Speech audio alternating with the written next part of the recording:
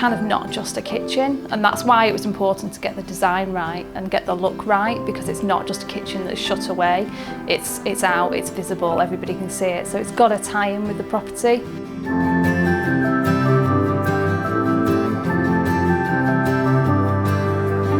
My name is Debbie. I live here with my partner Neil, and we have 5 dogs. When we bought the property, it was in good condition, but it was obviously dated. So we decided to go ahead and do a full renovation. It's always been my dream to do something like that.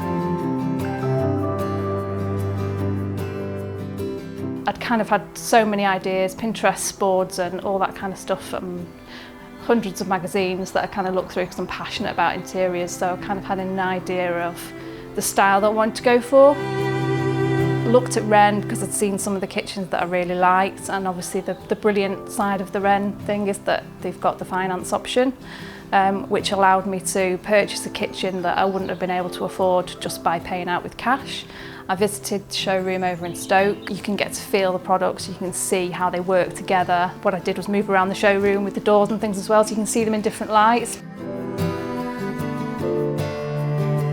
A lot has come from being on Instagram. Currently in 25 Beautiful Homes magazine this month. Recently won Express Home of the Year competition, which was really exciting. I'm quite introverted, I kind of don't really engage with people that well, but when it comes to property and interiors, that's where my passion is, so that's where I kind of get really excited by it. So it's been a really positive experience engaging with everybody. It's more than just a kitchen, it's just kind of got a bit of everything, and it's more of the daytime room. We spend more time in here during the day because obviously the doors open up onto the garden. This is an extension off the back of the house, but it was really, because we were using up a lot of the garden space, we wanted to really open the whole space so it kind of felt like one big, huge living space rather than a garden and then a kitchen. If you're inside on a nice sunny day like it's today, you feel like you're outside because you've got all that light coming in, you've got the light coming in through the roof lantern as well.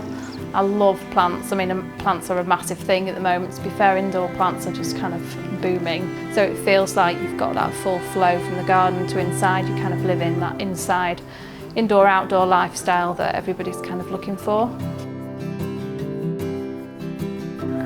So when choosing the actual cupboard space and drawer space in the kitchen, we've not actually got that many wall spaces, to be fair, because obviously the big doors at the back. So it was more around that ground level storage, having the huge pan drawers, a big kitchen island to kind of really be able to spread out on if we're doing any cooking or if we've got guests around and we've got party food out, etc.